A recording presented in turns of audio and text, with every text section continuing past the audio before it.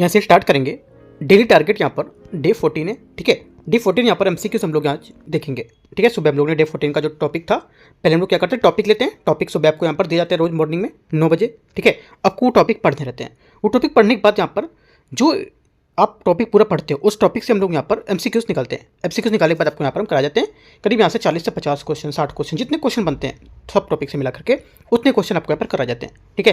तो आपको यहाँ पर ये लगेगा कि आपने कितने क्वेश्चन, कितने टॉपिक पढ़े हैं, उस कितने क्वेश्चन आप यहाँ से कर पा रहे हो, ये भी जानना जरूरी है। ये भी नहीं कि आप टॉपिक आपने पढ़ लिया और हो गया, तो उसी टॉपिक से आपको ये भी पता होना चाहिए मैंने कितने क्वेश्चन सही हो रहे हैं मैंने जो पढ़ा है, ठीक है। लेकिन डायरेक्ट आप एमसीक्यूज नहीं सॉल्व करोगे, ध्यान रखना है। अगर ये सॉल्व करते हो तो यूपीएससी का तो मतलब सोचते हो पेपर आप मेरा सोचते हो कि फंस जाएगा, है ना, या फिर पेपर में फंसा लूँगा, तो कोई नहीं फंसा सकता वो, ठीक है। एक तरह से आंकड़े लेकर के हम लोग सब लोग चलते हैं कि जो टॉपिक है उसके अकॉर्डिंग हम लोग करते हैं। लेकिन बहुत लोग क्या है, सिर्फ यहाँ पर ये वीडियो देखते हैं जो एमसीक्यूज वाला है, उस टॉपिक नहीं पढ़ते। टॉपिक अगर नहीं पढ़ोगे तो मैं फिर से बोल रहा हूँ, कोई मतलब नहीं है ये क्वेश्चन करने का भी, ठीक है। आपको टॉपिक पूरे पढ़ने पड़ेंगे और पढ़ के तब यहाँ पे करोगे तो काफ़ी अच्छा फील होगा आपको, ठीक है। बाकी देख सकते हो जो भी ठीक लगता है आपको। आते फिलहाल क्वेश्चन नंबर 1 में। आज डेट है 24 फरवरी और हम लोग देख रहे हैं 14 नंबर टारगेट को। पहला क्वेश्चन यहाँ से नीति आयोग पर प्रश्न है, स्थापना और गठन को लेकर के। नीति आयोग का गठन के संबंध में विचार करना है। नीति आयोग की स्थापना 1 जनवरी 2015 को योजना आयोग के स्थान पर एक कार्यकारी संकल्प द्वारा की गई थी। पहली बात स्टेटमेंट यहाँ से करेक्ट है, सबको पता होगा, ठीक है। दूसरा, और ये जो इसका अर्थ होता है कि ये न तो संवैधानिक निकाय है और ना ही वैधानिक निकाय है। ये एक मेन पॉइंट है, इसका इंपॉर्टेंट है। क्या है, ना संवैधानिक है और ना ही वैधानिक है। इससे इसने 65 वर्ष पुराने योजना आयोग का क्या स्थान लिया है, ठीक है, काफ़ी इंपॉर्टेंट है। सेकेंड बात यहाँ से इसकी, भारत के प्रधानमंत्री इसके पदेन अध्यक्ष होते हैं और गवर्निंग काउंसिल में सभी राज्यों के मुख्यमंत्री और केंद्र शासित प्रदेशों के उपराज्यपाल शामिल होते हैं। सेकेंड बात क्या होगी, सेकेंड बात यहाँ से करेक्ट है, क्योंकि भारत के प्रधानमंत्री इसके पदेन अध्यक्ष होंगे और इसकी गवर्निंग काउंसिल में सभी राज्यों के मुख्यमंत्री और केंद्र शासित प्रदेशों में उपराज्यपाल शामिल होते हैं, जो इसको यहाँ पर मैनेज करेंगे, ठीक है। तो यहाँ पर सेकंड बात भी करेक्ट है, पहली बात भी सही हो जाएगी, ठीक है। याद रखना है कि यहाँ पर जो संवैधानिक जो होता है, संवैधानिक बॉडी, उसमें आर्टिकल होते हैं। समिति में क्या होता है, आर्टिकल नहीं होता है, वो किसी अमेंडमेंट के थ्रू होता है ना। दो एक डिफरेंस थोड़ा काफ़ी अच्छा जो है वो याद रखना है संवैधानिक और समितिक में। तो दो यहाँ से स्टेटमेंट आपका सही होगा। तीसरी बात है, नीति आयोग के पास राज्यों को धन आवंटित करने की शक्ति होती है, जो इसे पूर्ववर्ती योजना आयोग के समान बनाती है। तीसरी बात गलत, क्योंकि यहाँ पर यह योजना आयोग को और नीति आयोग के बीच सबसे बड़ा अंतर होता है, क्योंकि नीति आयोग के पास धन आवंटित या एलोकेशन जो फंड होता है वो करने की शक्ति नहीं होती है। बहुत इंपॉर्टेंट बात है, ये इसकी पास शक्ति नहीं होती है, ठीक है। ये शक्ति अब वित्त मंत्रालय के पास है।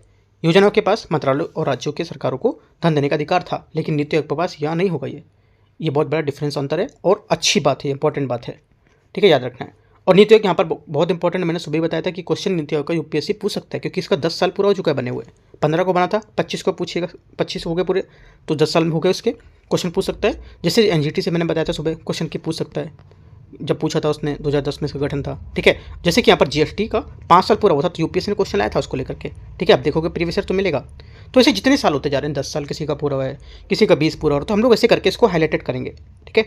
आगे क्वेश्चन 2, उद्देश्य और मार्गदर्शक सिद्धांत। पहली बात है, नीति आयोग के कार्य करने के सिद्धांत और यहाँ पर इसके उद्देश्य को लेकर के ये नीचे से ऊपर बॉटम अप दृष्टिकोण को अपनाता है, जहाँ ग्राम स्तर पर योजनाएं तैयार करने का तंत्र विकसित जाता है ना, विकसित किया जाता है। पहली बात। दूसरे का पहला स्टेटमेंट यहाँ से करेक्ट है, ठीक है। जैसे कि यहाँ पर ये दृष्टिकोण काम करता है कि यानी कि विकास की योजनाओं को लेकर के जमीन स्तर पर, मतलब गांव स्तर को लेकर के शुरू करेगा और ऊपर तक, यहाँ पर काफ़ी ऊपर तक, जैसे कि जो अर्बन तक है ना, वहाँ तक जाएगा, रूरल से लेकर के। तो पहली बात करेक्ट है। सेकंड, इसका मुख्य उद्देश्य होगा कि सहकारी संघवाद को बढ़ावा देना, जो इस मान्यता पर आधारित है कि मजबूत राज्य ही एक मजबूत राष्ट्र का निर्माण करेंगे। सेकेंड बात करेक्ट है, ठीक है। दोनों यहाँ से करेक्ट हो जाएगा। आंसर क्या होगा? अच्छा, तीसरा भी है क्या? दोनों सही है। तीसरा देखते हैं। तीसरा बोला है, नीति आयोग के 3 विशेषज्ञता प्राप्त विंग, अनुसंधान शाखा, परामर्श शाखा और टीम इंडिया शाखा। तीनों बातें करेक्ट है, क्योंकि यहाँ पर इसके यहाँ पर 3 विशिष्ट विंग होते हैं। जैसे कि यहाँ पर अनुसंधान शाखा ना, रिसर्च विंग, विशेषज्ञों का थिंक टैंक होता है इसमें। और परामर्श शाखा में जो कंसल्टेंसी विंग होती है, उसके में केंद्र राज्यों के समाधान प्रदान करने का काम होता है इसमें। और टीम इंडिया शाखा मतलब यहाँ पर इसमें राज्यों और केंद्र के जो बीच समन्वय होता है उसको स्थापित करने को लेकर कुछ बातें दर्शाई जाती है। तो 3 विंग आपको याद करने हैं, इंपॉर्टेंट है। तीनों बातें करेक्ट है, आंसर डी। क्वेश्चन नंबर 3, पूर्ववर्ती निकाय और परिवर्तन। योजना आयोग से नीति आयोग के संक्रमण और अन्य निकायों के संबंध में विचार करना है। नीति आयोग की स्थापना के साथ ही राष्ट्रीय विकास परिषद एनडीसी के उन्मूलन के प्रस्ताव दिया गया था ताकि निर्णय लेने के लिए प्रक्रिया सुव्यवस्थित की जा सके। तीसरे का पहला स्टेटमेंट यहाँ से करेक्ट है। सेकेंड, योजना आयोग एक टॉप डाउन मॉडल पर काम करता है, जबकि नीति आयोग राज्यों और सक्रिय भागीदारी के साथ एक थिंक टैंक के रूप में काम करेगा। सेकेंड बात भी एकदम करेक्ट है, ठीक है। तीसरा, नीति आयोग मार्गदर्शक सिद्धांत में अंत्योदय, समावेशिता और सुशासन को जैसे स्तंभ शामिल होते हैं। तीसरी बात यहाँ से करेक्ट है, क्योंकि अगर इसमें 7 मार्गदर्शक जो होते सिद्धांत होते हैं, जैसे कि कौन कौन सा, एक तो पहला अंत्योदय, समावेशिता, सुशासन, ठीक है, और अंत्योदय, समावेशिता, सुशासन, जनसंख्या का जो लाभांश है, जन सहभागिता और धारणीयता, ठीक है। 3 4 5 6 7 हो गए, राइट। तो याद रखना क्या होगा, आंसर यहाँ से हो जाएगा आपका। तीसरा भी करेक्ट है, 1 2 3 सभी यहाँ से करेक्ट है, ठीक है। आगे आते हैं, क्वेश्चन 3 का जो आंसर हो जाएगा आपका ये डी करेक्ट है। चौथा नंबर है, केंद्रीय अन्वेषण ब्यूरो सीबीआई की स्थापना और संगठन को लेकर के क्वेश्चन है। इसमें बोले केंद्रीय अन्वेषण ब्यूरो सीबीआई के बारे में निम्नलिखित कथन पर विचार करना है। पहली बात है, सीबीआई एक संवैधानिक निकाय है, सांविधिक निकाय है, जिसे दिल्ली विशेष पुलिस बल जो अधिनियम है 1946 द्वारा स्थापित किया गया था। पहली बात क्या होगी, पहली बात यहाँ से गलत है, क्योंकि यहाँ सबसे बड़े हम लोग गलतफहमी क्या यही करते हैं कि सीबीआई एक सांविधिक निकाय है ना, स्टैट्यूटरी बॉडी नहीं है। इसे अपनी शक्तियां दिल्ली विशेष पुलिस स्थापना DSPE अधिनियम 1946 से मिलती है, लेकिन यह स्वयं में उस अधिनियम द्वारा स्थापित वैधानिक संस्था नहीं होगी, तो ये बात गलत हो जाएगी। सेकेंड, इसकी स्थापना 97 जो भ्रष्टाचार निवारण समिति है उसकी सिफारिश पर की गई थी। सेकेंड बात यहाँ से करेक्ट है। तीसरा, लोकपाल और लोकायुक्त अधिनियम 2013 के पारित होने के बाद सीबीआई निदेशक की नियुक्ति के लिए चयन समिति में प्रधानमंत्री, लोकसभा विपक्ष के नेता और भारत के मुख्य न्यायाधीश शामिल होते हैं। तीसरी बात यहाँ से क्या होगी, करेक्ट है, आंसर 2 और 3 बी। क्वेश्चन नंबर 5, सीबीआई की कार्य शक्तियों को लेकर के क्वेश्चन है। सीबीआई की कार्य शक्तियों के बारे में विचार करना है। सीबीआई राज्य सरकार की अनुमति के बिना किसी भी राज्य के स्वतः संज्ञान लेकर भ्रष्टाचार मामले में जांच कर सकती है। पहली बात 5वें का स्टेटमेंट यहाँ से गलत हो जाएगा, क्योंकि सीबीआई राज्य सरकारों की अधिकार जो क्षेत्र होता है उसमें हस्तक्षेप नहीं कर सकती है और उससे किसी राज्य के जांच करने को लेकर के और उस पर जो राज्य सरकार की सहमति है उसकी अनिवार्य होती है। केवल SC मतलब सुप्रीम कोर्ट और HC मतलब हाई कोर्ट के आदेश पर ही वह बिना सहमति के जांच कर सकेगी, ये बात गलत हो जाएगी। सेकेंड, ये इंटरपोल के लिए भारत की नेशनल सेंट्रल ब्यूरो के रूप में काम करेगी। सेकेंड बात करेक्ट है। तीसरा है, सीबीआई को सूचना का अधिकार RTA अधिनियम के प्रावधानों से छूट प्राप्त होगी। तीसरी बात यहाँ से करेक्ट है, क्योंकि यहाँ पर RTA अधिनियम की धारा 24 के तहत सीबीआई को पारदर्शिता से छूट दी गई है और सुरक्षा खुफिया एजेंसी में श्रेणी में, ताकि यहाँ पर जो भ्रष्टाचार है, मानवाधिकार उल्लंघन के मामले में यहाँ पर जानकारी मांगी जा सके। तो 2 और 3 करेक्ट है, आंसर 2 और 3 तो आंसर क्या होगा, सी करेक्ट है। क्वेश्चन नंबर 6, राष्ट्रीय मानवाधिकार आयोग के बारे में स्थापना को लेकर के विचार करना है। स्थापना और संरचना। पहली बात है इसमें, राष्ट्रीय मानवाधिकार आयोग NHRC national human right commission की स्थापना मानवाधिकार संरक्षण अधिनियम 1993 के तहत की गई थी। छठे का पहला स्टेटमेंट यहाँ से करेक्ट है। सेकेंड, और ये एक वैधानिक या स्टैट्यूटरी निकाय है या स्टैट्यूटरी बॉडी है ना। सेकेंड बात है, आयोग एक बहुसदस्यीय निकाय है जिसमें एक अध्यक्ष और 5 पूर्णकालिक सदस्य होते हैं। सेकेंड बात यहाँ से करेक्ट है। 2019 में संशोधन के बाद से जो इसमें एक अध्यक्ष और 5 पूर्णकालिक सदस्य हो गए थे। आपसे बोलेगा 2021 का जो संशोधन हो तो उसके बाद से ऐसा हुआ है, तो गलत हो जाएगा। 2019 का संशोधन है, ये भी की पॉइंट याद रखना है आपको, ठीक है। तो दोनों बातें करेक्ट है। तीसरा, अध्यक्ष और सदस्यों की नियुक्ति सर्वोच्च न्यायालय के मुख्य न्यायाधीशों की अध्यक्षता वाली एक समिति की सिफारिश पर राष्ट्रपति द्वारा की जाती है। तीसरी बात गलत है, क्योंकि अध्यक्ष और सदस्यों की नियुक्ति के लिए चयन समिति की अध्यक्षता वाली प्रधानमंत्री करते हैं, न कि मुख्य न्यायाधीश ने। समिति में PM, गृह मंत्री, लोकसभा अध्यक्ष, राज्यसभा के उपसभापति और दोनों सदनों के विपक्ष के नेता शामिल होते हैं। ओनली 1 2 करेक्ट है, आंसर यहाँ से सी। क्वेश्चन नंबर 7, राष्ट्रीय मानवाधिकार आयोग के बारे में विचार करना है, इनकी शक्तियों को लेकर के। पहली बात है, आयोग को मानवाधिकार के उल्लंघन से संबंधित मामलों की जांच करने की शक्ति प्राप्त होती है, जिसमें स्वतः संज्ञान लेना भी शामिल है। पहली बात 7वें का करेक्ट है, क्योंकि यहाँ पर ये आयोग खुद से भी जांच शुरू कर सकता है। आयोग मानवाधिकार उल्लंघन के मामले में पीड़ित को सीधे तौर पर मौद्रिक मुआवजा देने को आदेश दे सकता है। गलत है, क्योंकि यहाँ पर एनएचआरसी के पास दंड देने या सीधे मुआवजा देने की शक्ति नहीं होती है। ये केवल जो संबंधित सरकार होती है, हमारी गवर्नमेंट होती है, वो सिफारिश कर सकती है। तब यहाँ पर देखोगे आप, है ना, रिकमांड करना होगा। इसकी प्रकृति सलाहकारी होती है, एडवाइजरी होती है, ना कि यहाँ पर कार्यकारिणी, है ना, कार्य नहीं कर सकती है, वो एडवाइस लेकर कर सकेगी या रिकमांड लेकर कर सकेगी। ठीक है, तो याद रखना है। तीसरी बात है, आयोग के पास दीवानी अदालत की शक्तियाँ करने की अपेक्षा कर सकता है। तीसरी बात यहाँ से करेक्ट है। ठीक है, आंसर क्या होगा, क्योंकि यहाँ पर जांच के दौरान आयोग को दीवानी न्यायालय सिविल कोर्ट्स की शक्तियाँ प्राप्त होती हैं। तीसरा यहाँ से करेक्ट हो जाएगा, है ना।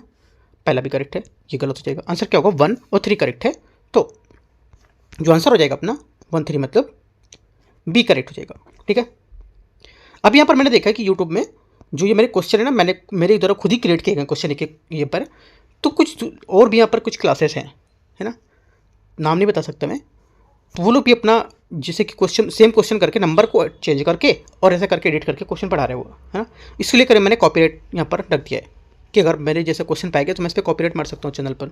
तो मैं हिंट भी दे देता हूँ लोगों की कि ठीक है अपना करते हो, लेकिन जो अगर हमारे PDF से पढ़ा रहे हो, ठीक है, तो वो पढ़ाओ, ठीक है, लेकिन कम से कम नाम तो मत चेंज करो। अभी मैं भी जैसे विजन का टेस्ट कराता हूँ, तो विजन का नाम तो नहीं हटाता मैं कि हाँ विजन का नाम हटा के मैं अपना टेस्ट करा रहा हूँ, है ना। वो मैं तो विजन का पेपर है तो ठीक है, विजन का बताता भी विजन इसका पेज नंबर 18 है, 19 है ना। तो जैसा आपको बोलना चाहिए ना आपको कि इसका पेपर है ये, आप उठा के पूरा रिमूव करके चीज़ों को रीच करके ऐसा करोगे। तो यहाँ से मेरे कॉपीराइट को सिंबल रखा है, और अगर ऐसा होता है तो कॉपीराइट के पात्र होंगे। ठीक है, जो भी यहाँ पर कॉपी करता है। आगे आते हैं, फिलहाल जैसा देखो जिसका भी जो है उसको उसका करने का हक है। मैं मना नहीं करता कि आप ये PDF और मत पढ़ाओ, ठीक है, पढ़ाने पढ़ाओ, मैं आंसर भी दे दूंगा, वो भी पढ़ाओ, है ना, राइट। लेकिन जो है जिसका है कंटेंट, वो कंटेंट ही रहने दो, राइट। आते हैं क्वेश्चन में, क्वेश्चन नंबर 8वां देखते हैं हम लोग।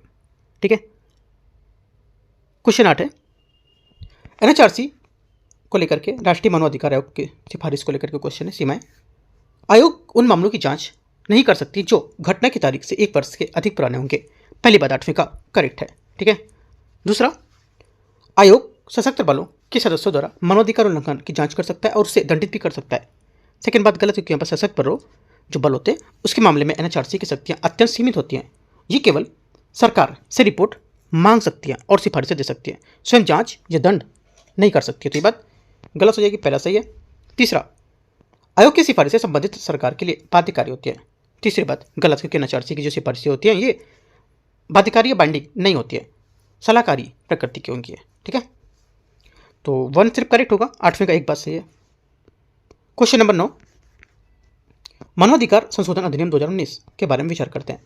इस अधिनियम ने NHRC के अध्यक्ष के रूप में केवल भारत के मुख्य न्यायाधीश के बजाय सर्वोच्च न्यायालय के किसी भी न्यायाधीश को नियुक्त करने के प्रावधान किए हैं। 9वें का पहला स्टेटमेंट यहाँ से क्या होगा, ये करेक्ट है ना। 9वें की पहली बात यहाँ से सही हो जाएगी। दूसरी बात है, इसने केंद्र सरकार को अध्यक्ष और सदस्यों के कार्यकाल को 5 वर्ष से घटाकर 3 वर्ष कर दिया था, शक्ति दी थी, करने की शक्ति दी थी, ये भी बात करेक्ट हो जाएगी। इस संशोधन ने राष्ट्रीय पिछड़ा वर्ग आयोग के अध्यक्ष NHRC के पदेन सदस्य को बनाए रखा था। ठीक है, यह सदस्य बनाया था। तीसरी बात भी करेक्ट है, क्योंकि यहाँ पर पहले ST और महिला आयोग के अध्यक्ष पदेन सदस्य थे। अब इसमें पिछड़ा वर्ग आयोग NCBC बाल अधिकार संरक्षण आयोग के अध्यक्ष दिव्यांगजन के लिए मुख्य आयुक्त को भी शामिल कर लिया गया है। ठीक है, तो तीनों बातें क्या यहाँ से करेक्ट हो जाएंगी। पहली है ना, पहली बात ये थी, ये जो बोला कि इस अधिनियम के तहत जो भारत के मुख्य न्यायाधीश के बजाय सर्वोच्च न्यायालय किसी भी न्यायाधीश को नियुक्त करने का प्रावधान होगा, तो ये भी बात करेक्ट है। और दूसरा तीसरा भी यहाँ से करेक्ट होगा। ठीक है, तीनों स्टेटमेंट यहाँ से एकदम सही है, राइट।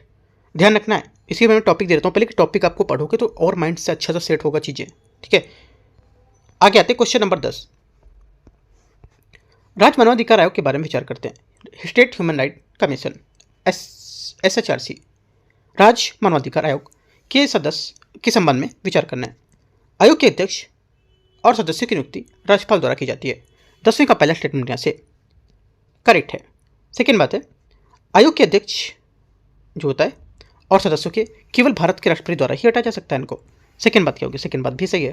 ठीक है, क्योंकि यहाँ पर ये काफ़ी महत्वपूर्ण बात है कि यहाँ पर एक जो यूपीएससी है ना इस पर घुमा सकता है चीज़ों को, क्योंकि यहाँ पर नियुक्ति राज्यपाल करता है, लेकिन हटाने की जो शक्ति होती है केवल राष्ट्रपति के पास होती है। ठीक है, आधार वही होंगे जो एनएचआरसी के सदस्यों के पात्र को लेकर होंगे, सीधी कदाचार या अक्षमता। ठीक है, सेकंड करेक्ट है, पहला सही था, दूसरा भी सही है। तीसरा बोला है कि आयोग की सिफारिशें संबंधित सरकार या प्राधिकरण के लिए बाध्यकारी होती हैं। तीसरी बात गलत है, क्योंकि यहाँ पर ये बाध्यकारी नहीं होती हैं, है ना, सलाहकारी होती है, एडवाइजरी। तो 1 2 करेक्ट है, आंसर यहाँ से 10वीं का है। क्वेश्चन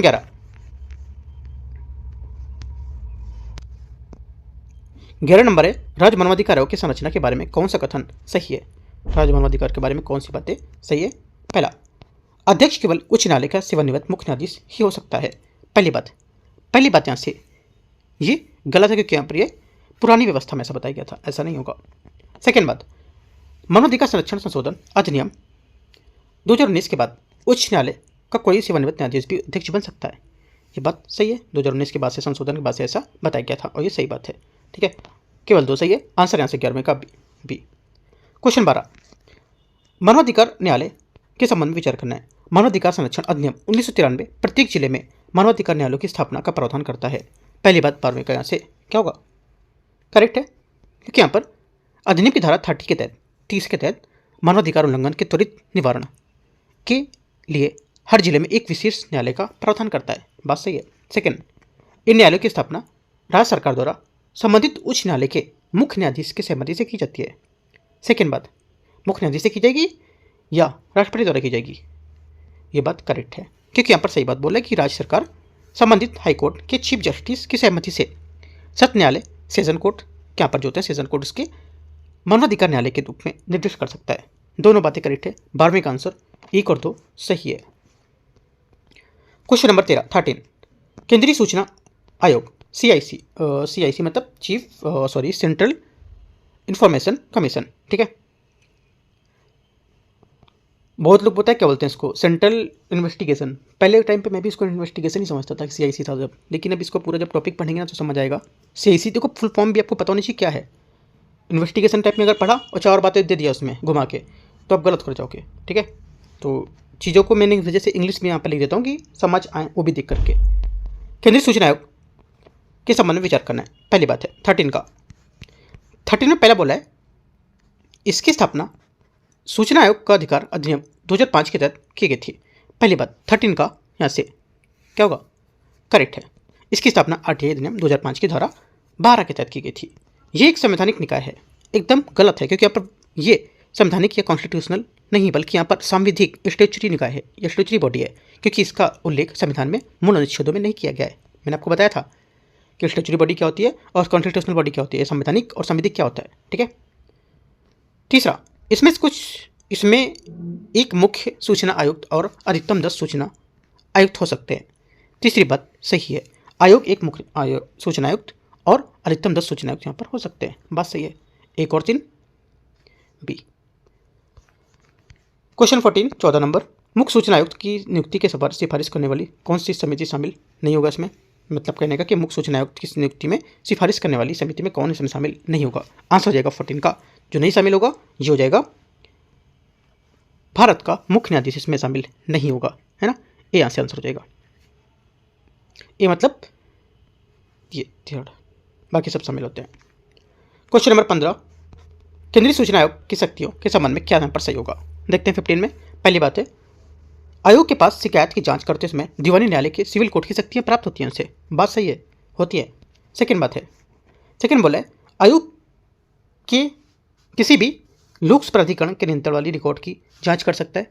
सेकेंड भी करेक्ट होगा, क्योंकि यहाँ पर धारा जो 18(4) है उसके तहत जांच के दौरान आयोग किसी भी रिकॉर्ड की जांच कर सकता है जिसे अधिनियम के तहत एक्सेस कर सकते हैं। ठीक है, दोनों बातें क्या सही है। 15 का आंसर 1 और 2 करेक्ट है। 16 सूचना आयोग के बारे में क्वेश्चन है। राज्य सूचना आयोग, स्टेट इंफॉर्मेशन कमीशन, राज्य सूचना आयोग के कार्यकाल और सेवा शर्त के बारे में क्या सही होगा? राज्य सूचना आयुक्त और राज्य मुख्य सूचना आयुक्त और राज्य सूचना आयुक्त, है ना, इनमें 5 वर्ष और 65 वर्ष के तक पद पर बने रह सकते हैं।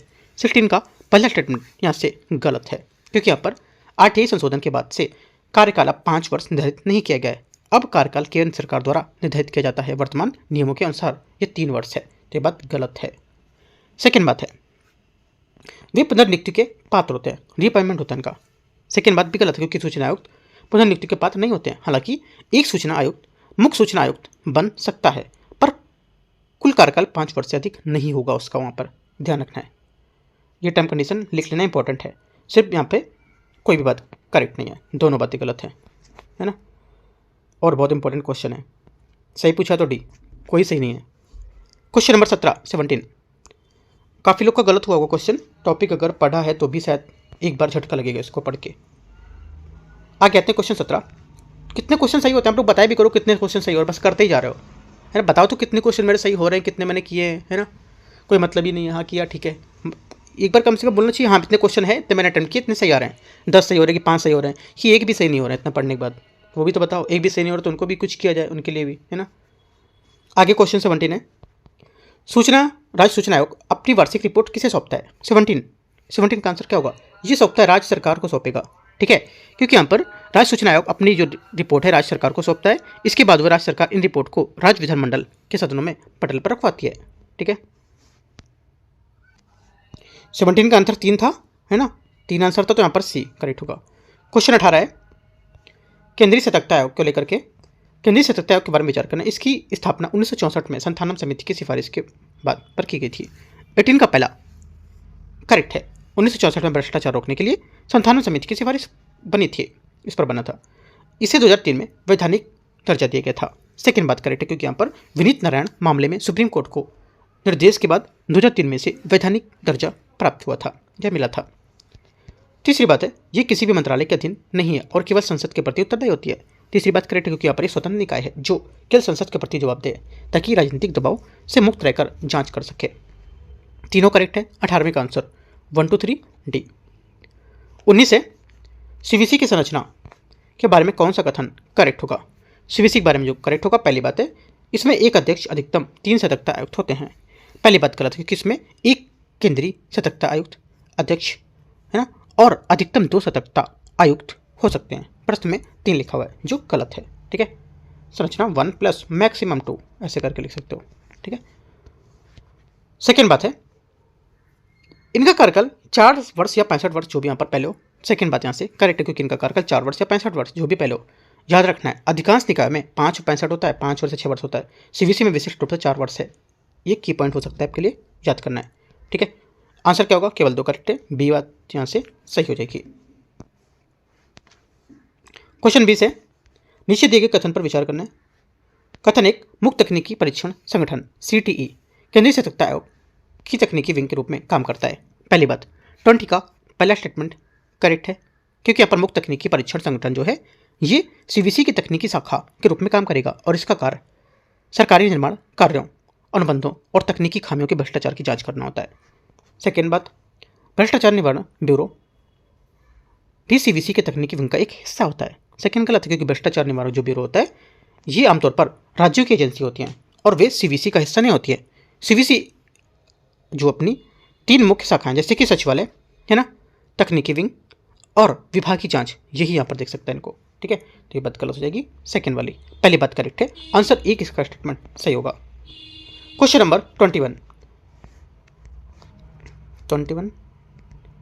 ये 2 स्टेटमेंट कैसे आ गए इसमें 20, अच्छा ठीक है इसको हटा देते हैं, ये मिस्टेक है। 21 देखते हैं। 21 है, विसल ब्लोअर संरक्षण के बारे में विचार करना है, क्या है, इसके बारे में क्या सही होगा। सीवीसी को भ्रष्टाचार शिकायत या कार्यान्वयन दुरुपयोग खुलासे प्राप्त करने के लिए नामित एजेंसी बनाया गया है। 21 का पहला करेक्ट है। विसल ब्लोअर्स मतलब शिकायतकर्ताओं की पहचान को गुप्त रखने के लिए एक नामित एजेंसी होगी है, सही है। यह अधिनियम 2014 में पारित किया गया था 14 में। सेकेंड बात क्या होगी, 21 का सेकंड करेक्ट है क्योंकि विसल ब्लोअर संरक्षण अधिनियम 2014 में पारित हुआ था। इसका उद्देश्य भ्रष्टाचार की सूचना देने वाले व्यक्ति को प्रताड़ना से सुरक्षा देना होगा, ठीक है। दोनों बातें करेक्ट है। आंसर 21 का 1 और 2 यहाँ से सही होगा। क्वेश्चन नंबर 22, निम्नलिखित में से कौन मंत्रालयों में सतर्कता इकाई के कार्यों को निगरानी करता है। आंसर हो जाएगा 22 का पहली बात संबंधित मंत्रालय का सचिव, ठीक है, गलत है। दूसरा क्या होगा, केंद्रीय सतर्कता आयोग, ये बात इसकी करेक्ट है क्योंकि यहाँ पर जो मंत्रालय की सतर्कता, जो मंत्रालय होता है उनकी सतर्कता को इकाइयों में निगरानी करना, ये काम होता है केंद्रीय सतर्कता आयोग CVC का। ठीक है, तो आंसर क्या होगा? बी करेक्ट है, राइट, केवल 2। क्वेश्चन नंबर 23 लोकपाल और लोकायुक्त अधिनियम 2013 के बारे में विचार करना है। लोकपाल और लोकायुक्त अधिनियम 2013 के प्रावधानों के संबंध में विचार करते हैं। लोकपाल एक बहुसदस्यीय निकाय है जिसमें एक अध्यक्ष और अधिकतम 8 सदस्य हो सकते हैं। पहली बात, 23 का पहला करेक्ट है। सेकंड, लोकपाल के क्षेत्राधिकार में भारत के प्रधानमंत्री भी शामिल हैं, हालांकि उनके खिलाफ जांच के लिए विशेष प्रक्रिया अपनाई जाती है। सेकंड बात क्या होगी? सेकंड बात यहाँ से ये भी करेक्ट है।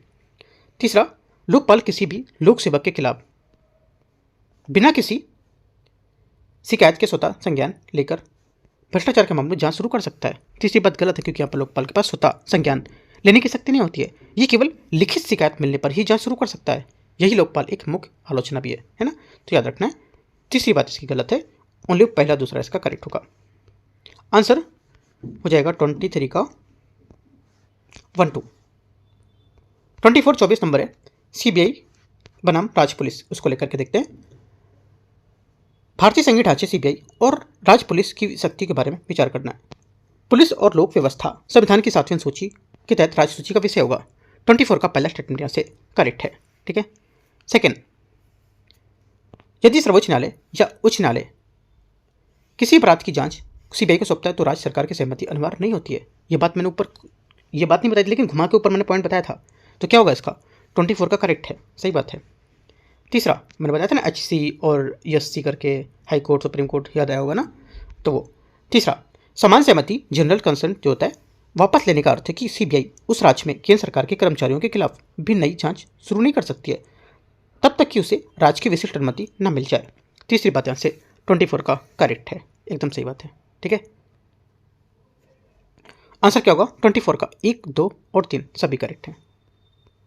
25 आते हैं, CBI का आदर्श वाक्य और दृष्टि, इसको लेकर के देखते हैं। प्रश्न है, केंद्रीय अन्वेषण ब्यूरो CBI के आदर्श वाक्य और दृष्टि के संबंध में विचार करना है। क्वेश्चन देखते हैं। CBI का आधिकारिक आदर्श वाक्य उद्यम, निष्पक्षता तथा ईमानदारी होगा। पहली बात क्या है? पहली बात यहाँ से 25 का करेक्ट है, सही है।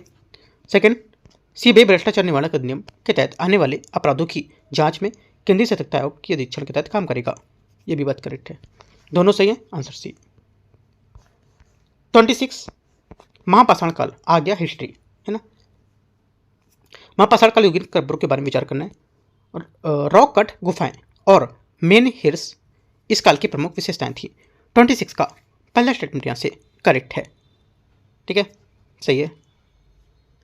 सेकेंड बात है, स्टोन सर्कल्स और डोलमेनोइड सिस्ट कब्रों के महत्वपूर्ण प्रकार थे, ये भी बात करेक्ट है, ठीक है, याद रखना है। देखो यहाँ पर स्टोन सर्कल्स क्या होते हैं? स्टोन सर्कल्स होता है कब्र के चारों ओर पत्थरों को घेरा, लिख सकते हो, पॉइंट इंपॉर्टेंट है। डोलमेनोइड सिस्ट जो होता है ये पत्थर की पेटियां जैसी कब्र होती हैं, ये 2 पॉइंट हो गए। मेन हिल्स जो होता है ना, मेन हिल्स क्या होता है? ये एक खड़े पत्थर होते हैं, है ना, एकल खड़े पत्थर मान सकते हो उनको। और जो रॉक कट गुफाएं ये केरल में प्रसिद्ध हैं। तो चारों पॉइंट आप काफ़ी इंपॉर्टेंट है, नोट कर सकते हो उनको। आंसर 1 2 दोनों करेक्ट है। 26 का सी 1 2। 27 है, दक्षिण भारत की प्राचीन आर्थिक जीवन के बारे में निम्नलिखित कथन पर विचार करना है। कृषि प्रमुख रूप से धान, रागी और दालों पर आधारित थी।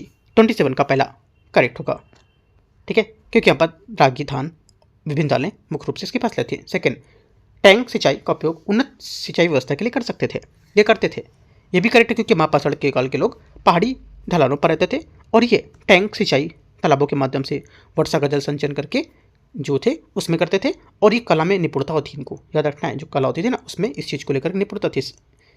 तो दोनों बातें करेक्ट होगा। फर्स्ट सेकंड दोनों करेक्ट है। तीसरा, पशुपालन और शिकार को आर्थिक गतिविधियों में शामिल नहीं किया गया था। तीसरी बात गलत है, शामिल किया गया था इनको भी, क्योंकि पशुपालन विशेषकर मवेशी, भेड़, बकरी, है ना, ये पशुपालन में आ जाएंगे। इनको शिकार उनकी अर्थव्यवस्था में महत्वपूर्ण हिस्से देखे गए थे। कब्र में जो कब्र थी उनकी, उसमें जानवरों की हड्डियाँ और शिकार के हथियार, है ना, तीर कमान जैसे, वो सब मिले थे, तो इस वजह से हो सकता था कि शामिल होंगे। तो ये बात गलत हो जाएगी, क्योंकि हम लोग एक आंकड़े से समझ रहे हैं, है ना। उस टाइम का तो कोई है नहीं जो उसको पता होगा, बताया होगा। वो जो कब्र में मिले थे उसके हिसाब से आंकड़े लगा जाते हैं। 27 का 1 2 करेक्ट है। 28, दक्षिण भारत की तकनीकी प्रगति के बारे में विचार करना है। दक्षिण भारत में लोहे आयरन का प्रारंभिक उपयोग इस काल की एक बड़ी विशेषता थी। 28 का पहला करेक्ट है, क्योंकि दक्षिण भारत में लोहे का बड़े पैमाने पर उपयोग महापाषाण काल से ही शुरू हुआ था और वे लोहे के कुल्हाड़े, कुदाल, हथियार बनाने में माहिर होते थे। सेकेंड बात है, ब्लैक एंड रेड वेयर तकनीकी का उपयोग मिट्टी के बर्तन बनाने को लेकर करते थे। सेकेंड बात भी इंपॉर्टेंट है, लेकिन यूपीएससी क्या बोलेगा, ब्लैक एंड वेयर तकनीकी जो थी इसमें एल्युमिनियम और पीतल और तांबे के बर्तन बनाते थे, है ना, तो गलत हो जाएगा। बिल्कुल इसी टाइप से क्वेश्चन घुमाएगा यूपीएससी, ध्यान रखना अगर इससे क्वेश्चन पूछता है तो क्या होगा आंसर 1, 2 दोनों क्या होंगे करेक्ट है। क्वेश्चन नंबर आता है 29। प्राचीन सामाजिक संरचना के संबंध में विचार करना है। समाज में पदानुक्रम का उदय होने लगा था, ठीक है, पदानुक्रम का उदय होने लगा था, पहली बात करेक्ट है, क्योंकि कब्र की विविधता में कुछ बहुत सोना, कुछ बहुत काम, मतलब कुछ समान इसको दर्शाता था। समाज में आर्थिक और सामाजिक पदानुक्रम को धीमे धीमे उदय होने लगा था। सेकेंड, राजनीतिक रूप से प्रारंभिक चीफडम की व्यवस्था प्रचलन में थी। सेकेंड बात भी करेक्ट है, क्योंकि पर इस काल में बड़े राज्यों में बजाय चीफडम, यहाँ पर बड़े राज्यों के जो थे उसके बजाय यहाँ पर चीफडम मतलब छोटे कबीलियाई मुखिया, उसकी व्यवस्था होती थी, है ना। चीफडम मतलब छोटे कबीलियाई मुखिया बोलते हैं उसको, ठीक है। यही व्यवस्था आगे चलकर संगम काल के चोर चेर पांड्य साम्राज्य में आधार बनी थी। दोनों बातें क्या है, एकदम सही है। 29 का आंसर क्या हो जाएगा 1, 2 सी करेक्ट है। बहुत इंपॉर्टेंट क्वेश्चन है, मोस्टली लोग का गलत होगा क्वेश्चन ये वाला, क्योंकि नहीं पढ़ा होगा स्टूडेंट, जानता हूँ मैं। आते हैं, मत पढ़ो, यूपीएससी पेपर में आएगा तो वैसे छत देखना, कितना पंखे लगे छत में, है ना, लाइट कितनी है, कितना टाइम हो रहा है, ये सब देखना है। नहीं पढ़ोगे तो अभी फिलहाल टाइम है, इसलिए मैं समझाता रहता हूँ कि बैठ के पढ़ लो, टाइम है। बाकी देखते 30, हाँ ये हो सकता है कि मैं बोलता रहता हूँ हाँ ये कौन क्वेश्चन वैसे भी आएगा, आ गया तो क्या करोगे।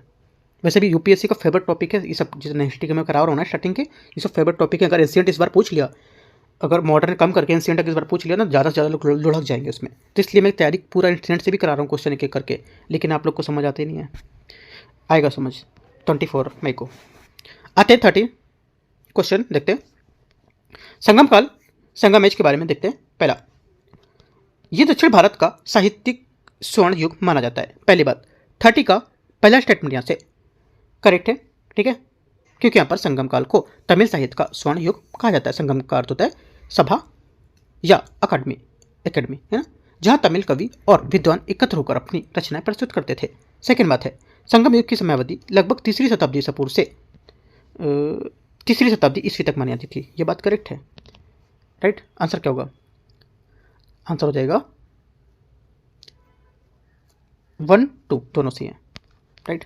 इसलिए मैं टॉपिक सुबह दे देता हूँ कि टॉपिक अच्छे से पढ़ो और उसके बाद शाम को आपको क्वेश्चन भी मिलने करने को, इतना अच्छा कौन आपको देगा प्रोवाइड करके। एक एक चीज़ समझाई भी जाती है, बताई भी जाती है, क्वेश्चन अगर इसका पीडीएफ भी दिया जाता है, प्रैक्टिस भी करो, कितना कर सकते हो, क्या चीज़ और चाहिए बोलो, मैं आपको प्रोवाइड कराऊंगा ना, बस पढ़ना आपको है। और देखो हम लोग पूरे टॉपिक अगर खत्म कर लेंगे तो यूपीएससी कहाँ से पूछेगा, बस बहुत ज़्यादा हो सकता है करंट में घुमाएगा। करंट में हम लोग ज़्यादा से ज़्यादा अच्छी से अच्छी चीज़ें शामिल कर रहे हैं, है ना। PT 65 के अलावा भी यहाँ पर PIB इंडियन एक्सप्रेशन के चीज़ों को उठा करके हम क्वेश्चन 4-4, 5-5 क्वेश्चन लेके आ रहे हैं, और भी क्वेश्चन अभी बढ़ाएंगे उनको, है ना। तो तैयारी तो अपने साइड से अच्छा करना है बिल्कुल, ठीक है। यूपीएससी क्या पूछेगा नहीं पता है। 31, संगम अकादमी और राजवंशों के बारे में विचार करना है। 3 संगमों का आयोजन पांड्य राजाओं के संरक्षण में हुआ था। पहली बात 31 का करेक्ट है। सेकेंड, चोल चेर पांड्य शासकों को संयुक्त रूप से मुरवेदर कहा जाता था। सेकेंड बात यहाँ से करेक्ट हो जाएगी। तीसरा, मुरवेदर होता क्या है, 3 महान राजाओं को बोलते हैं मुरवेदर, है ना। अकादमी का आयोजन मदुरै और कपटापुरम जैसे प्रमुख केंद्रों में किया जाता था। तीसरी बात करेक्ट है। आंसर 1, 2, 3 सभी करेक्ट हो जाएंगे, ठीक है। आंसर डी 32 संगम साहित्य में सामाजिक स्थिति के संबंध में विचार करना है। तोलकाप्पियम एक महत्वपूर्ण व्याकरण ग्रंथ है। पहली बात 32 का पहला स्टेटमेंट यहाँ से क्या होगा, ये करेक्ट है। सेकेंड है एत्तु तो गई और शिल्पाधिकारम संगम कालीन की साहित्य प्रमुख अंग होंगे। सेकेंड बात ये भी करेक्ट है। तीसरा, अव्वयार जैसी महिला कवियों की उपस्थिति समाज महिलाओं में सम्मानजनक स्थिति को दर्शाती है। ये भी बात करेक्ट, क्योंकि संगम काल में महिलाओं की स्थिति काफ़ी बेहतर थी, ठीक है, इंपॉर्टेंट पॉइंट है। अव्वयार जैसी महिला कवि ने न केवल महान साहित्य रचा बल्कि यहाँ पर उनके राजाओं की सलाहकार और दूत भी थी, ठीक है, उनकी एम्बेसडर या दूत, है ना। तो यहाँ क्या होगा 1 2 3 तीनों बातें सही है, राइट। आंसर क्या होगा 1 2 3 सभी करेक्ट होंगे। 33 है, 33 तो हो गया, 32 अच्छा 32 है, 33 कहाँ गया, हाँ ये 33 है। संगम काल में व्यापार के धर्म को लेकर विचार करना है। मुजरिस और पुहार जैसे बंदरगाह से रोम के साथ समुद्री व्यापार होते थे।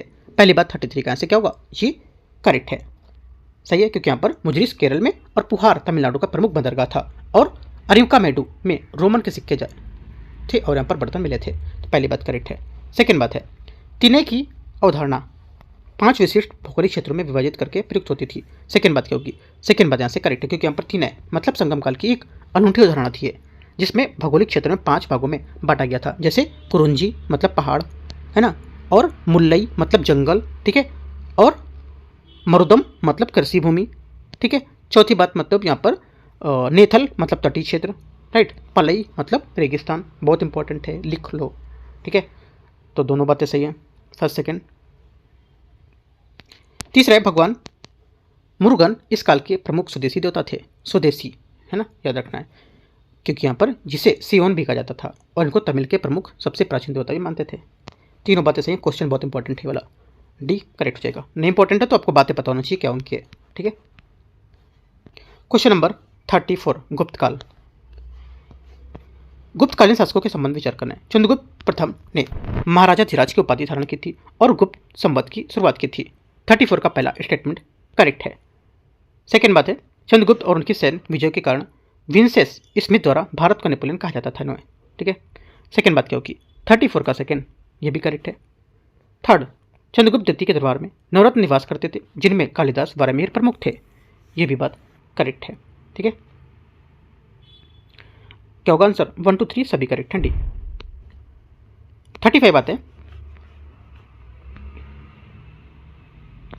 35 है गुप्त प्रशासन की प्रशासनिक इकाइयों के अवरोही क्रम को देखते हैं। क्या यहाँ पर विकल्प होगा इसमें, डिसेंडिंग ऑर्डर, ठीक है। अवरोही अगर नहीं समझ में आता है तो इंग्लिश वर्ड आप देख लोगे, डिसेंडिंग पूछ रहा है या असेंडिंग पूछ रहा है, ठीक है। डिसेंडिंग असेंडिंग में नहीं पता है तो भी बता देता हूँ। आरोही होता है क्या, सबसे शुद्ध भाषा में आरोही तीन लैंग्वेज का मतलब 3 वर्ड का लिखा है, ठीक है। अवरोही कितने में लिखा है, 4 वर्ड का लिखा है, तो मतलब अवरोही बड़े से छोटा, ये बड़ा है, आरोही पूछा है छोटे से बड़ा, ठीक है, ध्यान रखना ऐसे करके, ऐसे भी देख सकते हो।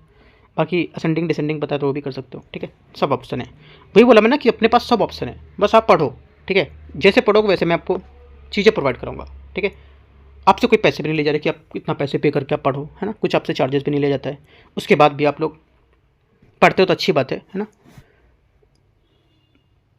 आते हैं अभी कुछ लोग हमारे इसमें हैं नज़र में क्या मतलब जो लोग कंटिन्यू कर रहे हैं, तो इनका शायद पेपर अच्छा होना चाहिए क्योंकि कंटिन्यू यहाँ पर उनके आंसर और देखिए सब सही आते हैं। नाम तो नहीं बताऊंगा मैं, बट अच्छा है कर रहे हो, और भी लोग इसमें से अच्छा अपने आंसर दो, है ना, चीज़ों को करो, नहीं आंसर दे दो ठीक है मत दो, लेकिन अच्छे से पढ़ो आप, राइट।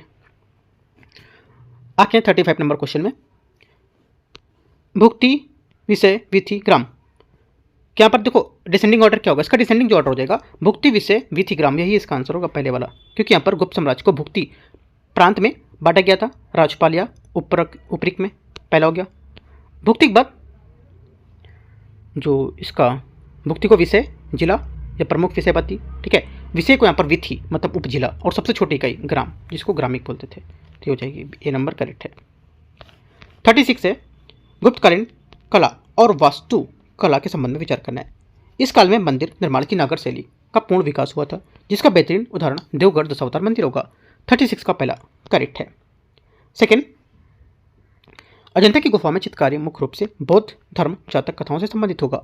सेकेंड बात यहाँ से ये भी करेक्ट है, इसमें जैसे गुफा नंबर 16 और 17 में, ठीक है, अजंता की गुफाओं की गुफा नंबर 16-17 में बुद्ध के जीवन की जातक कथाओं का सुंदर चित्रण किया गया है, ठीक है, ये बात भी सही है। तीसरा एलोरा की गुफाओं में केवल हिंदू धर्म से संबंधित शिल्पकला को देखने को मिलती है, केवल ने इसको गलत कर दिया है ना, क्योंकि यहाँ पर एलोरा की गुफा में हिंदू बौद्ध और जैन तीनों धर्मों से संबंधित होगा, ना कि केवल हिंदू, तो गलत है। 1 2 करेक्ट है, गलत पूछा है तो केवल 3। क्वेश्चन 37 है गुप्त काल के विज्ञान और साहित्य के योगदान के संबंध में विचार करना है। आर्यभट्ट, वारामिहिर और कालिदास, इनमें से यहाँ पर किसके द्वारा ये सब संबंधित हो रहे हैं, है ना, बताने। देखो यहाँ पे पहली बात बोला है कि आर्यभट्ट ने खगोल और गणित में क्रांति की थी।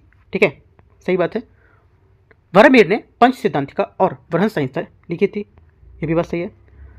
कालिदास मुद्राक्षर के लेखक विशाख दत्त थे, कालिदास नहीं थे। कालिदास की प्रसिद्ध रचना क्या थी? अभिज्ञान शाकुंतलम और रघुवंशम। ठीक है, तो ये बात गलत हो जाएगी। आंसर 1 2 करेक्ट है। 37 का आंसर बी। 38 है, गुप्तकालीन अर्थव्यवस्था के संबंध में विचार करना है। देखते हैं, इसमें बोले कि गुप्त राजा ने सर्वाधिक संख्या में सोने के सिक्के जारी किए थे, जिन्हें अभिलेख में दिनार कहा जाता है। जिन्हें अभिलेखों में दिनार कहा जाता है। पहली बात क्या होगी?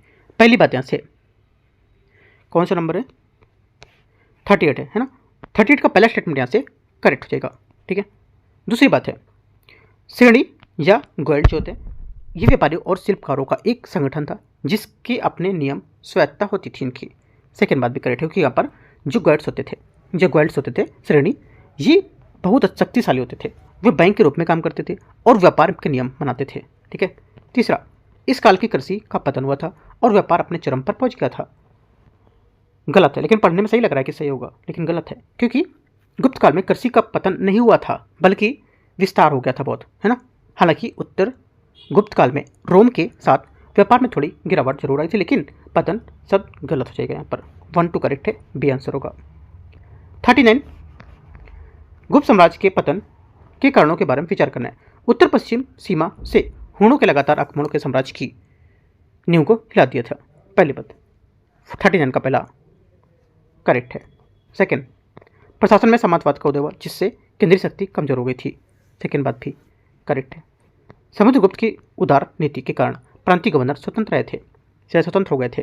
तीसरी बात क्या होगी? 39 का तीसरा गलत है, क्योंकि यहाँ पर समुद्रगुप्त की नीतियाँ उदार नहीं बल्कि यहाँ पर आक्रामक थी और पतन के कारण बाद में शासकों की कमजोरी थी। 1 2 सिर्फ करेक्ट होगा इसका। 40 नंबर है, 40 नंबर, नागर शैली के मंदिरों की विशेषताओं के बारे में विचार करने कौन सा सही होगा?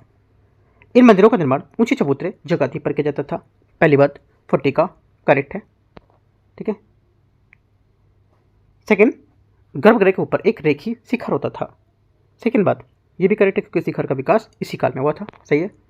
गुप्त काल में पहली बार मंदिरों में ईंटों का प्रयोग, जैसे भीतर गांव का मंदिर, और ये कहाँ पर है? ये कानपुर में है ना, जहाँ से मैं रहने वाला हूँ। लेकिन यहाँ से ये थोड़ा सा आउटर साइड में, मतलब यहाँ से ये आपका रूरल साइड में आएगा। जहाँ पे मैं रहता हूँ ना वो अर्बन है ना। तो यहाँ से जब भीतर गाँव के जाते हैं ना, तो करीब होगा 25 से 30 किलोमीटर के अप्रॉक्स में होगा शायद से। तो वहाँ पर ये, तो क्या होगा?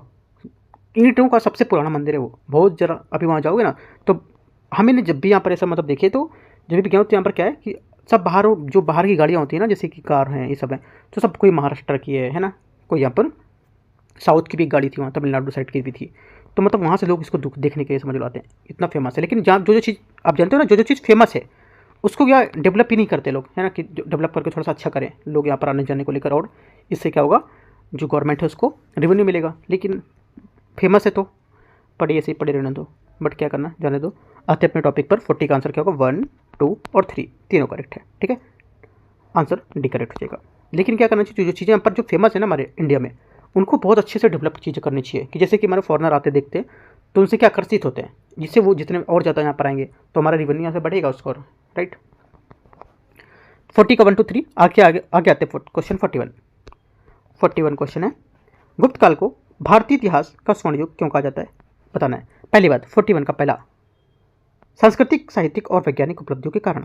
पहली बात यहाँ से करेक्ट है, क्योंकि सांस्कृतिक समृद्धि, कालिदास जैसा साहित्य, आर्यभट्ट जैसा विज्ञान और आर्थिक संपन्नता इसे स्वर्ण युग बनाती है। संपूर्ण भारत में एक कठोर केंद्रीकृत शासन व्यवस्था लागू होने के कारण, ये भी बात करेक्ट है। ये बात गलत हो जाएगी, क्योंकि यहाँ पर गुप्त शासन कठोरता या केंद्रीकृत नहीं था, इसके विपरीत गुप्त प्रशासन विकेंद्रीकरण था, जहाँ सामंतों तथा स्थानीय निकाय के पास काफ़ी ज़्यादा स्वायत्ता होती थी। यही मौर्य और गुप्त प्रशासन के बीच मुख्य अंतर होता था। ठीक है, तो 1 और 3 करेक्ट होगा, दूसरा गलत है ना। तीसरा भी करेक्ट होगा, क्योंकि यहाँ पर धार्मिक सहिष्णुता और आर्थिक समृद्धि सोने के सिक्कों की प्रचुरता के कारण होती थी यहाँ पर। ठीक है, ये बात सही है। आंसर क्या होगा? 1 और 3 बात इसकी सही है। ठीक है, ये स्टेटमेंट थोड़ा सा अच्छा है इसका, तीसरा वाला, है ना। यहाँ पर सोने के सिक्के की जगह चांदी के सिक्के दे सकता है, राइट। तो धार्मिक सहिष्णुता की आर्थिक जो समृद्धि है इसकी प्रचुरता के कारण थे गुप्त काल में, तो यहाँ पर ये भी बात करेक्ट होगी। और पहले भी सही है, दूसरी बात यहाँ से गलत है, ठीक है। तो 1 और 3 आंसर है, क्या होगा आंसर? बी, 41 का बी करेक्ट है, राइट। तो इस टाइप से यहाँ पर जो क्वेश्चन थे 41 आपके कवर हो गए यहाँ से, ठीक है। आपको यहाँ पर टॉपिक में किसको जोड़ देना है, और अभी नीति आयोग हो गया, ठीक है, CBI हो गया, CIC हो गया, राइट, NHRC, CVC, लोकपाल, तो ये टॉपिक मिला के आप इसमें जोड़ दो। क्या प्राचीन इतिहास में जैसे कि महापाषाण काल, ठीक है, संगम काल, गुप्त काल, ये सब आपके इंपॉर्टेंट टॉपिक हैं। की पॉइंट करके नोट करके सीधे लिख लो, जो भी आप एक 4 पेपर अगर लेके बैठे हो वहाँ कर रहे हो तो, ठीक है। और कल क्या करेंगे हम लोग, कल डे 15 है, कल डे 15 में हम लोग यहाँ पर जितने भी टॉपिक हो गए है ना, उसको लेकर के मैं सोच रहा हूँ सबकी मिलाकर के MCQs मिक्स बना दूँ, ऐसा कर, जैसा भी होगा कमेंट में बताना, है ना। क्योंकि कल डे 15 देखो, क्योंकि हम लोग ने डे 7 में था उसमें भी हम लोग ने रिवीजन किया था, है ना। जैसे संडे आया था पिछला, उस संडे को हमने रिवीजन किया था, और हम लोग डे 15 में हम लोग रिवीजन कब करेंगे, डे 7, डे 15 और डे 30, 7वां टारगेट आएगा डे, उसमें हम लोग रिवीजन कर चुके। 15 जो डे आएगा टारगेट उसमें हम लोग रिवीजन करेंगे, और जो डे 30वां आएगा उसमें हम लोग रिवीजन करेंगे। रिवीजन करने का मतलब ये नहीं कि कुछ नहीं करना है उस दिन, मैं आपको कल बताऊंगा, कल आपको क्वेश्चन भी लेके आऊँगा, मॉर्निंग में टॉपिक भी लेके आऊँगा, क्या क्या चीज़ें आपको वहाँ से और सॉल्व करनी है उसी रिवीजन पार्ट, उसी जितने 15 दिन में कर रखा है हम लोगों ने, ठीक है। और करंट अफेयर से कल चीज़ें हम लोग ज़्यादा देख लेंगे, बाकी आपको रिवीजन वो सब करना है, राइट। रिवीजन के लिए आपको पूरा टाइम दिया जाएगा, कल जो भी आपने पढ़ा उसको रिवीजन करो, प्लस करंट अफेयर से करीब मैं 15 टॉपिक लेके आऊँगा, ठीक है, 15 टॉपिक कल मैं वो डिस्कस करूँगा। 15 टॉपिक का मतलब कम से कम मान सकते हो 20 से 25 क्वेश्चन वो भी करने हैं आपको कल, राइट। तो एंड करते हैं से इसको, बाकी कुछ डाउट रहेगा आप नीचे कमेंट में पूछ सकते हो। बाकी कल 15 डे का टारगेट मैं आपको बताऊंगा क्या क्या करना है चीज़ें, ठीक है, मॉर्निंग में, राइट। और इवनिंग में भी क्वेश्चन कोशिश करूँ, इवनिंग में क्वेश्चन कल कराया जाए कि नहीं, ये सब मुझे कमेंट में करके बताना जैसा लगेगा, वरना मैं फिर अपने मन से जैसा लगेगा वो करूँगा, ठीक है। All the best, thank you.